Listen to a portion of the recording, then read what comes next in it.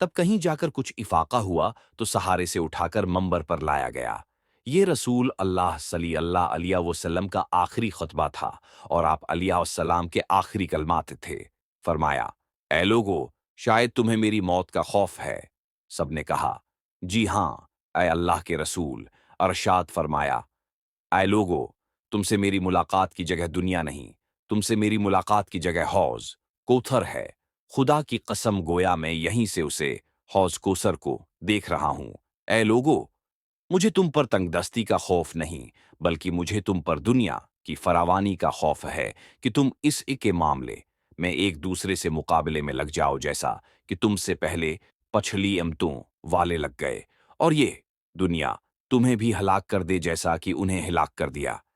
پھر مزید ارشاد فرمایا، اے لوگو، نماز کے معاملے میں اللہ سے ڈرو، اللہ سے ڈرو، نماز کے معاملے میں اللہ سے ڈرو، اللہ سے ڈرو، یعنی عہد کرو کہ نماز کی پابندی کرو گے اور یہی بات بار بار دہراتے رہے۔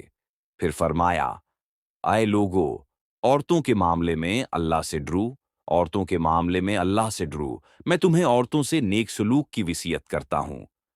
مزید فرمایا، آئے لوگو، ایک بندے کو اللہ نے اختیار دیا کہ دنیا کو چن لے یا اسے چن لے جو اللہ کے پاس ہے، تو اس نے اسے پسند کیا جو اللہ کے پاس ہے۔ اس جملے سے حضور صلی اللہ علیہ وسلم کا مقصد کوئی نہ سمجھا، حالانکہ ان کی اپنی ذات مراد تھی، جبکہ حضرت ابوبکر صدیق رضی اللہ تعالی عنہ وہ تنہا شخص تھے جو اس جملے کو سمجھے اور زارو قطار رونے لگے اور بلند آواز سے گریہ کرتے ہوئے اٹھا کھڑے ہوئے اور نبی علیہ السلام کی بات قطع کر کے پکارنے لگے، ہمارے باپ دادا آپ پر قربان، ہماری مائیں آپ پر قربان، ہمارے بچے آپ پر قربان، ہمارے مال و دولت آپ پر قربان۔ روتے جاتے ہیں اور یہی الفاظ کہتے جاتے ہیں۔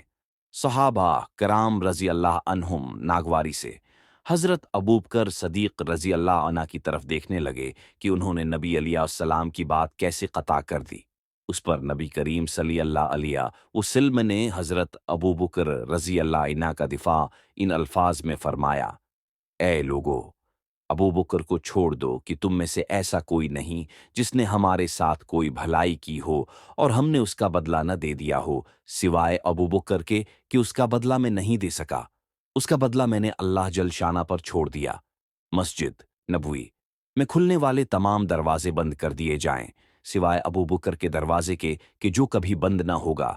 لمحات نبی مکرم ترمیم آخر میں اپنی وفات سے قبل مسلمانوں کے لیے آخری دعا کے طور پر ارشاد فرمایا، اللہ تمہیں ٹھکانہ دے، تمہاری حفاظت کرے، تمہاری مدد کرے، تمہاری تائید کرے۔